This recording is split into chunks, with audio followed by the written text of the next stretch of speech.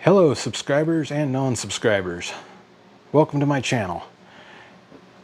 We're going to discuss this BPM Microsystems 3800 MK2 Automatic Programming System. Now, that is a mouthful. Yes, this is a CNC machine. It is a pick and place machine, but it does chip programming. A standard pick and place machine will pick up an item, put it on a circuit board, and go pick up another item and put it on a circuit board. This one picks up a chip, microcontroller, system on chip, whatever, and it will drop it into the socket in the programmer, program it, pick it back up, and put it back. These do thousands upon hundreds of thousands of chips at a time. These are really awesome. I've wanted one for a long time. And we're going to discuss that a little bit here about machinery. I see a lot of times in my industry, which is circuit board repair, and I mainly specialize in industrial automation stuff. People buy things without knowing what they're buying. Manufacturers do not tell you the parts used in their equipment, and they will basically say it's proprietary. Well, anybody with eyes can look and see what is inside of a machine. I think they do it because they're charging what, $70,000 to $100,000 for these, and I think when you go on a BP Microsystems website, they say it's sub $90,000. So here is a spec sheet. If you want to read this, I will put it in the description. A link to the PDF file. This is for the 3800 MK2. Okay, here's the system features. We can skip that. I mean, people won't buy a $500 car without popping the hood. People won't buy a computer for less than $1,000 without knowing the exact specs. How much RAM, the brand of RAM, the graphics card, the brand of card, the hard drive, who makes it. So, yeah, here's the pick and place system. This do up to 1,100 devices per hour. 0402 to 240 pin quad flat packs. Okay, it weighs 182 kilograms, length, width, height. Self-test, the power supply, CPU, memory. Nothing really detailed specs there. Positioning system gives kind of some of the specs. Good resolution, but who makes it? BPM Microsystems probably don't make it. We'll find out here in a minute. The vision system, of course, no specs. The system requirements, programming hardware, pen drivers, and the software. That's the specs. So really not much information.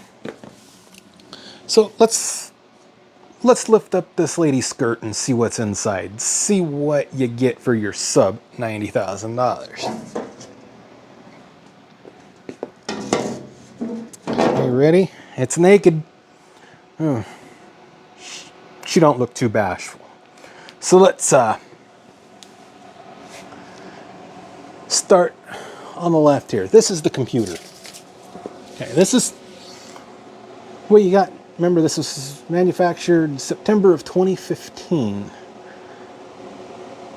So it has a single board computer. And yes, this system is powered up right now. It's at idle. But what do you get? It is a Robo 8780 VG2A single board computer with an i7 2600 8-core, 8 gig of RAM. It's got a 500 gig spinning disk there. And an afterthought, it looks like, taped, is a 64 gig SSD. The back plane it uses is an ACTI14AA. Not sure if you can see that all down there. There's the backplane number. It's got a, looks like 4-port USB cords, or 4-port USB cards, just the back of the computer. Oh, it's also got some boards up at the top. I think these are for the tape in, tape out. It's got 3 of them. 2 up top there, and 1 right there, which I will show you from here. It's right there. So let's go to the motion controller.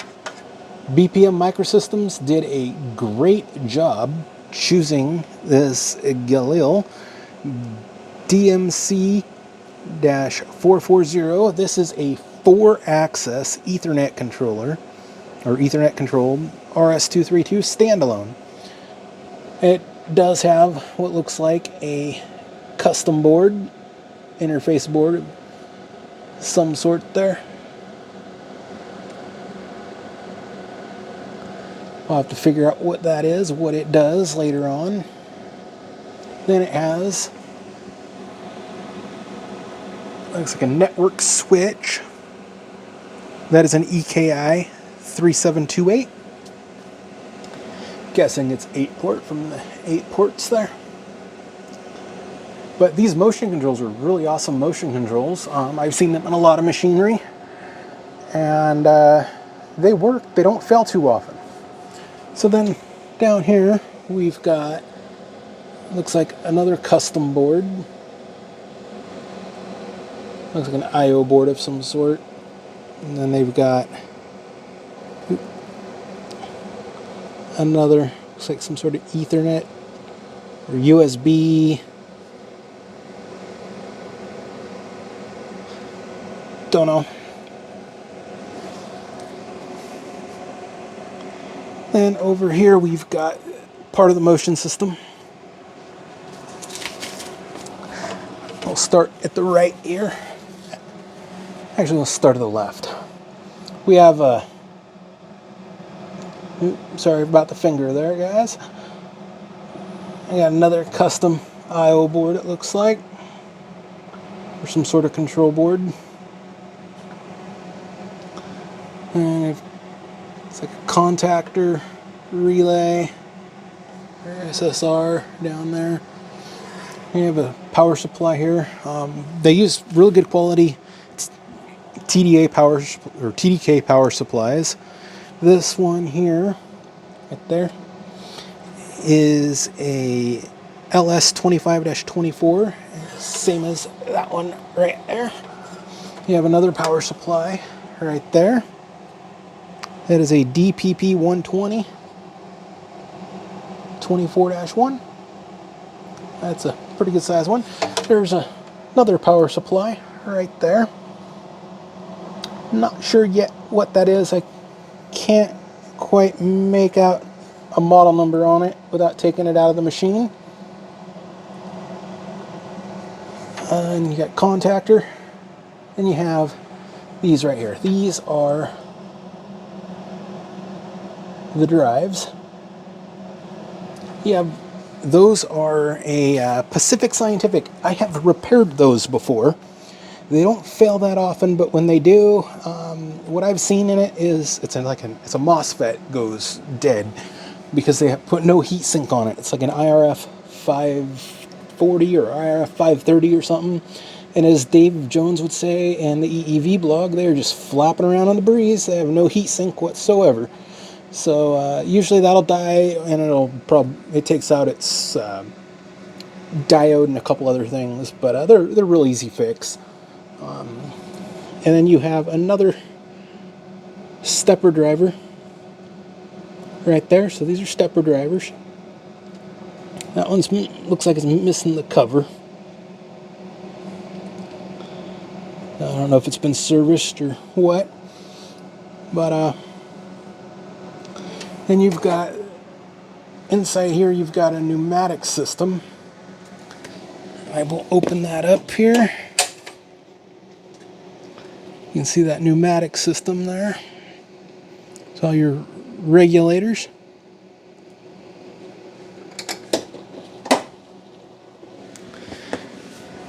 Another awesome detail is its bed is made out of 1/2-inch aluminum.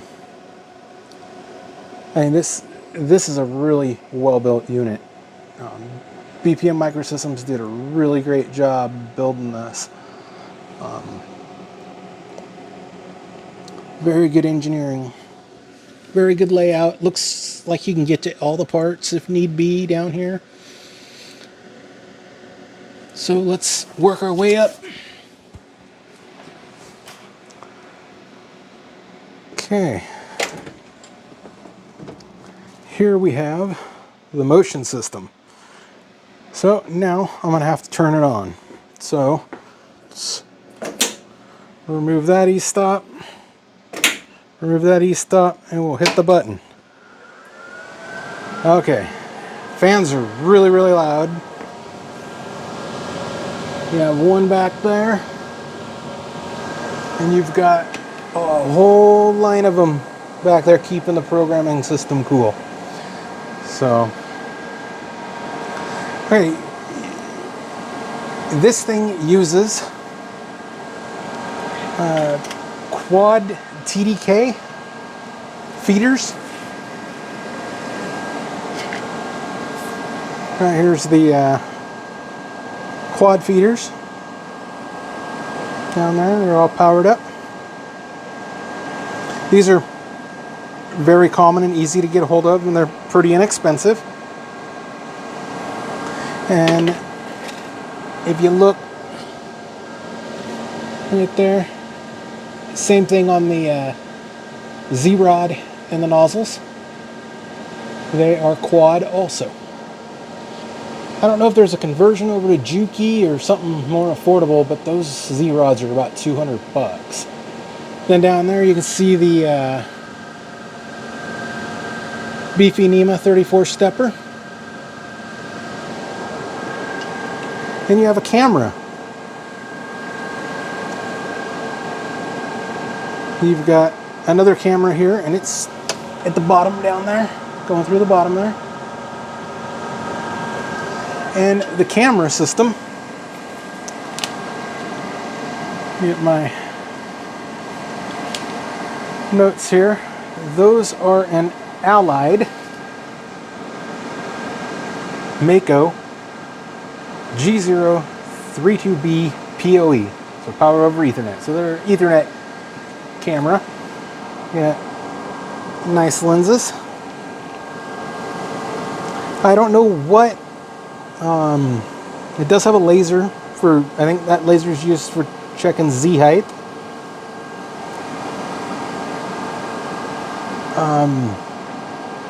I don't know. It's supposed to have like dark field or whatever on the lighting there.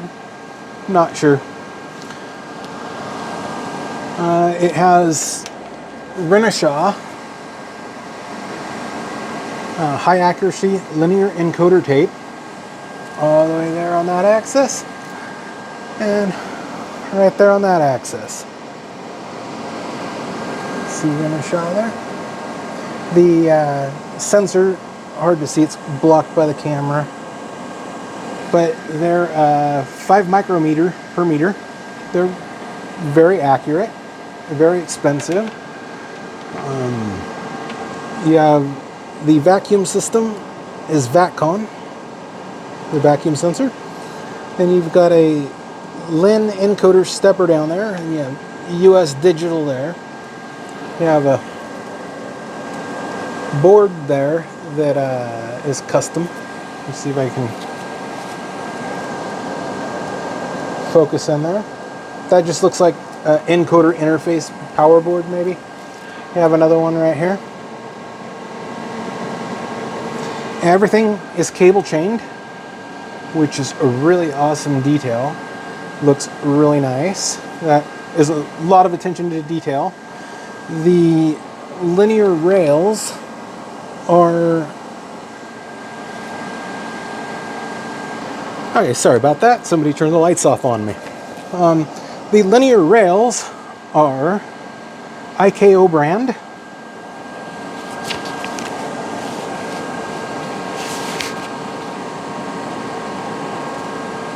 So these are the 3 BPM 2800 programmers. They'll just sit here idle state because it's not powered up yet.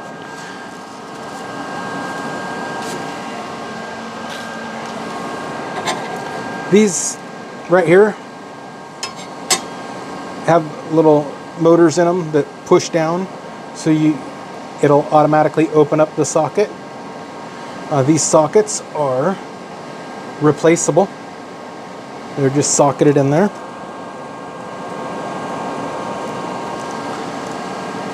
So that's a lot of companies like Zeltec, they'll solder them down to the board. So yeah, BPM Microsystems, they let you replace it. These are the feeders. Still has some chips in it from its last run, whatever it did. Let's see, anything else? No, even these have, the Z-axis has linear rails.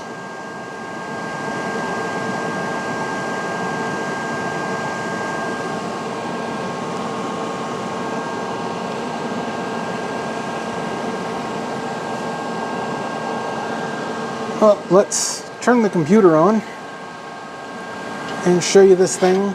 It'll home itself. I gotta put the door down.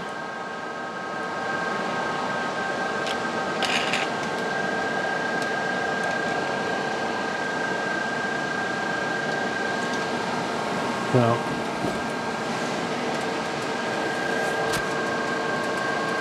door has nice soft closed struts. So I'm going to power up the computer here. You can watch the displays right here. The little blue, you'll see them light up. You'll see it light up. 1, 2, 3.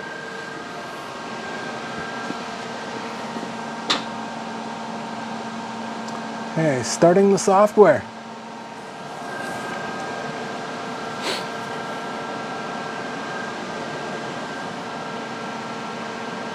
It's initializing the system. And you see we have 1, 2, 3, pass, pass. It's letting me know that the software is out of date. Yes, it is running Windows 7, so I don't know how easy it's going to be to switch it to Windows 10, but we'll figure it out. I tried to back it up, but it wouldn't allow me to boot off the USB. All right, it's homing itself, finding 0. And when it comes over to this way, I believe it checks with the laser for the Z position. Okay, I wonder if I can open this up without triggering the alarm. Might trigger the alarm. But I will go and zoom in here. And I will open those sockets. Might let me with the door open. I haven't tried that yet.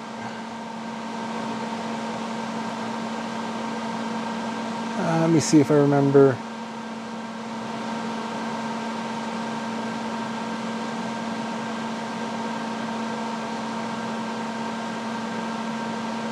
Open the sockets.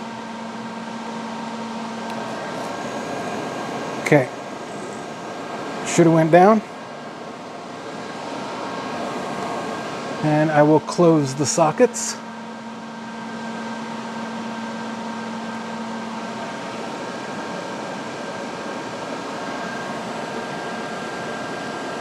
Okay. And now I'll do a quick self-test of this programmer number 2.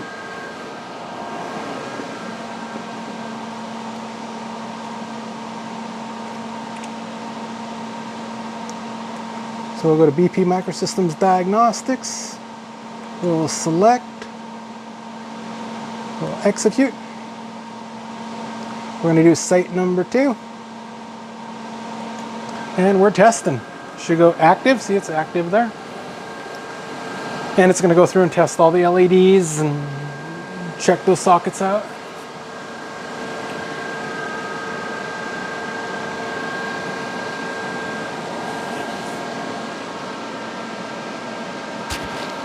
Takes a while. There it goes. And it passed. So that is 20 minutes of the BP Microsystems 3800 MK2. This is their 8th generation.